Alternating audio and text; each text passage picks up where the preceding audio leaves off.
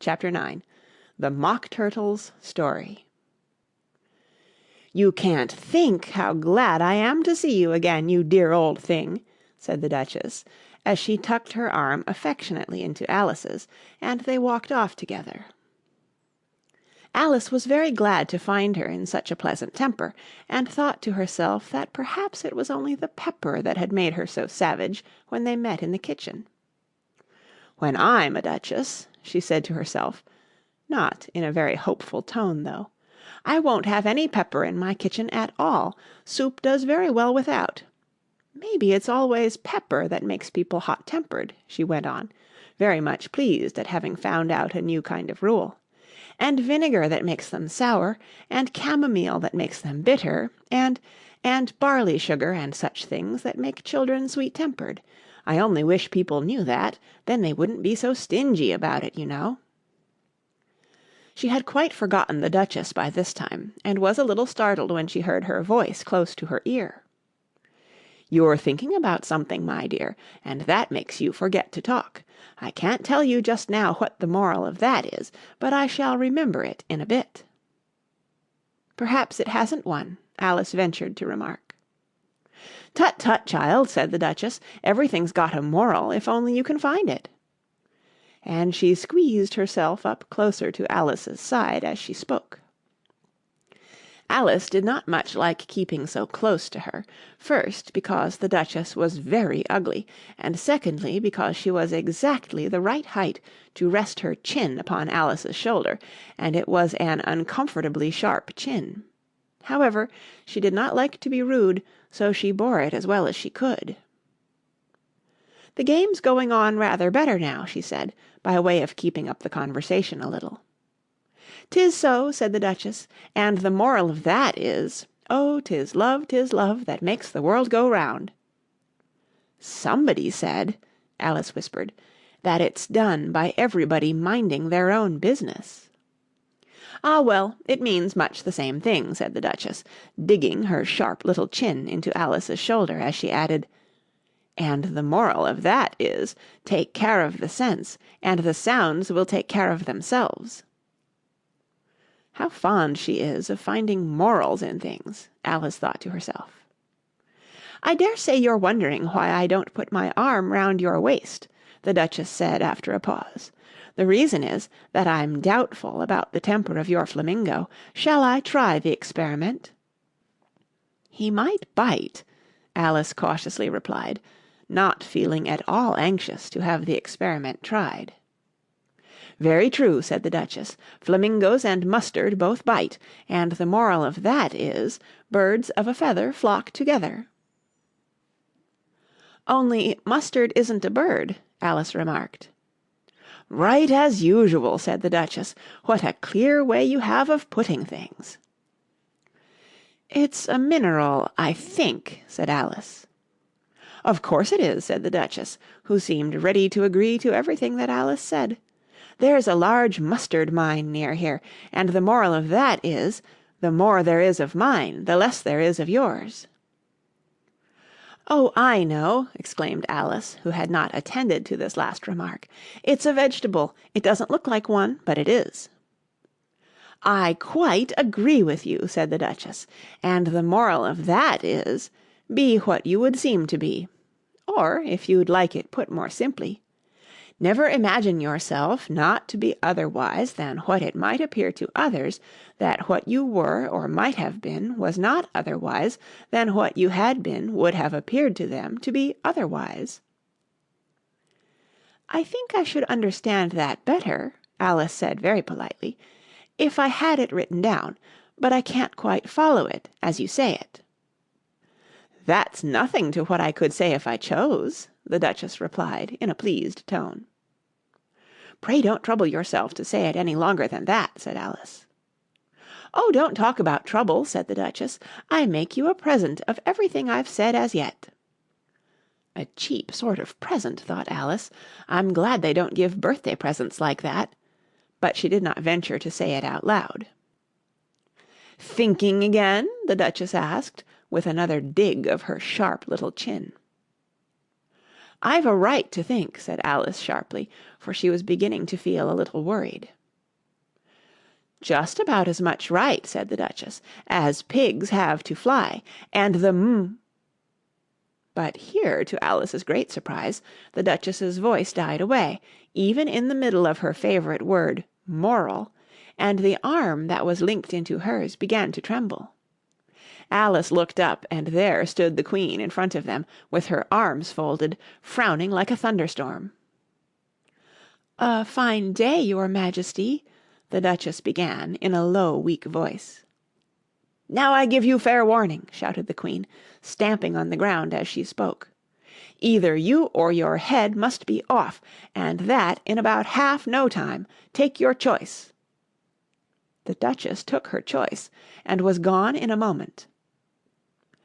"Let's go on with the game," the Queen said to Alice, and Alice was too much frightened to say a word, but slowly followed her back to the croquet ground. The other guests had taken advantage of the Queen's absence, and were resting in the shade. However, the moment they saw her, they hurried back to the game, the Queen merely remarking that a moment's delay would cost them their lives.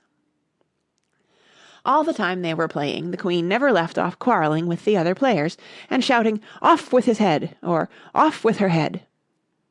Those whom she sentenced were taken into custody by the soldiers, who of course had to leave off being arches to do this, so that by the end of half an hour or so there were no arches left, and all the players, except the King, the Queen, and Alice, were in custody and under sentence of execution.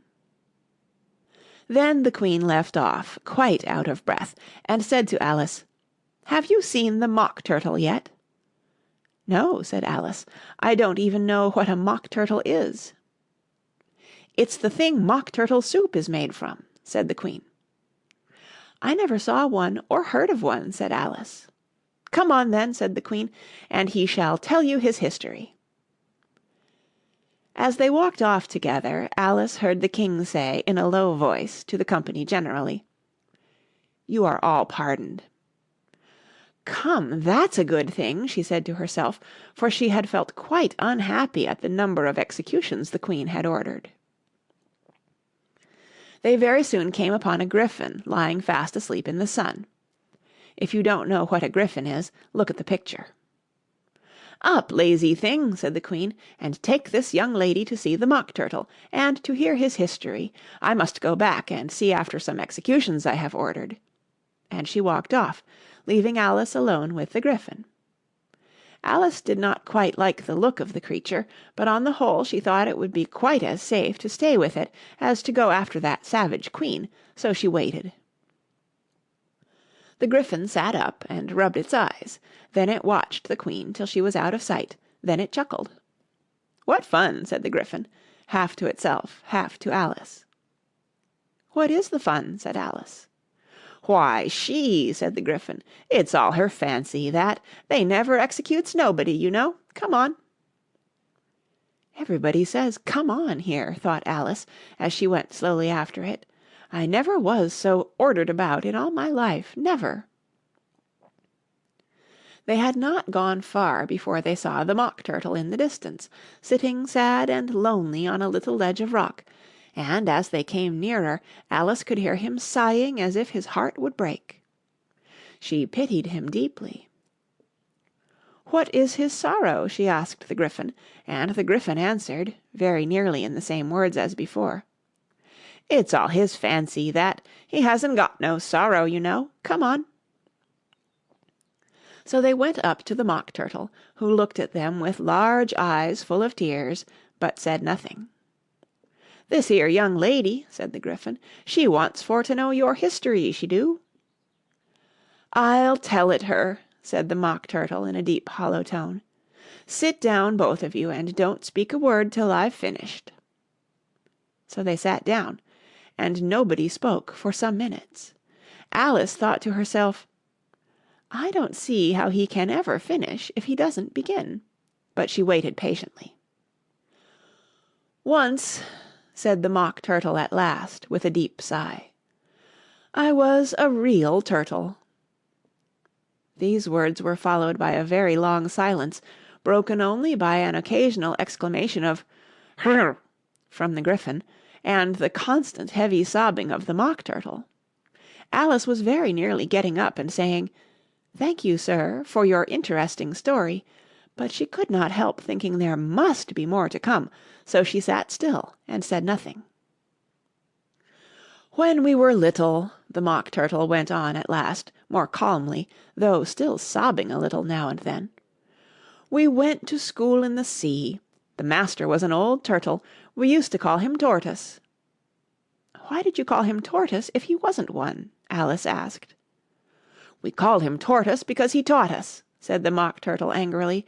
"Really, you are very dull." "You ought to be ashamed of yourself for asking such a simple question," added the Gryphon, and then they both sat silent and looked at poor Alice, who felt ready to sink into the earth. At last the Gryphon said to the Mock Turtle, "Drive on, old fellow, don't be all day about it," and he went on in these words. "Yes, we went to school in the sea, though you mayn't believe it." "I never said I didn't," interrupted Alice. "You did," said the Mock Turtle. "Hold your tongue," added the Gryphon, before Alice could speak again. The Mock Turtle went on.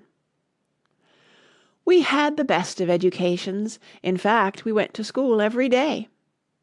"I've been to a day school too," said Alice. "You needn't be so proud as all that." "With extras?" asked the Mock Turtle a little anxiously. "Yes," said Alice. "We learned French and music." "And washing?" said the Mock Turtle. "Certainly not," said Alice indignantly. "Ah, then yours wasn't a really good school," said the Mock Turtle in a tone of great relief. Now at ours they had at the end of the bill French, music, and washing extra. "You couldn't have wanted it much," said Alice, "living at the bottom of the sea." "I couldn't afford to learn it," said the Mock Turtle with a sigh. "I only took the regular course." "What was that?" inquired Alice. "Reeling and writhing, of course, to begin with," the Mock Turtle replied, "and then the different branches of arithmetic: ambition, distraction, uglification, and derision." "I never heard of uglification," Alice ventured to say. "What is it?" The Gryphon lifted up both its paws in surprise. "What! Never heard of uglifying?" it exclaimed. "You know what to beautify is, I suppose?" "Yes," said Alice doubtfully. "It means to make anything prettier." "Well then," the Gryphon went on, "if you don't know what to uglify is, you are a simpleton." Alice did not feel encouraged to ask any more questions about it, so she turned to the Mock Turtle and said, "What else had you to learn?" "Well, there was mystery," the Mock Turtle replied, counting off the subjects on his flappers. "Mystery, ancient and modern, with seaography. Then drawling. The drawling master was an old conger eel that used to come once a week. He taught us drawling, stretching, and fainting in coils." "What was that like?" said Alice. "Well, I can't show it you myself," the Mock Turtle said. "I'm too stiff, and the Gryphon never learnt it." "Hadn't time," said the Gryphon. "I went to the classics master, though. He was an old crab, he was." "I never went to him," the Mock Turtle said with a sigh. "He taught laughing and grief, they used to say." "So he did, so he did," said the Gryphon, sighing in his turn, and both creatures hid their faces in their paws. "And how many hours a day did you do lessons?" said Alice, in a hurry to change the subject. 10 hours the first day," said the Mock Turtle, 9 the next, and so on. "What a curious plan!" exclaimed Alice. "That's the reason they're called lessons," the Gryphon remarked, "because they lessen from day to day." This was quite a new idea to Alice, and she thought it over a little before she made her next remark. "Then the 11th day must have been a holiday." "Of course it was," said the Mock Turtle. "And how did you manage on the 12th?" Alice went on eagerly. "That's enough about lessons," the Gryphon interrupted in a very decided tone. "Tell her something about the games now."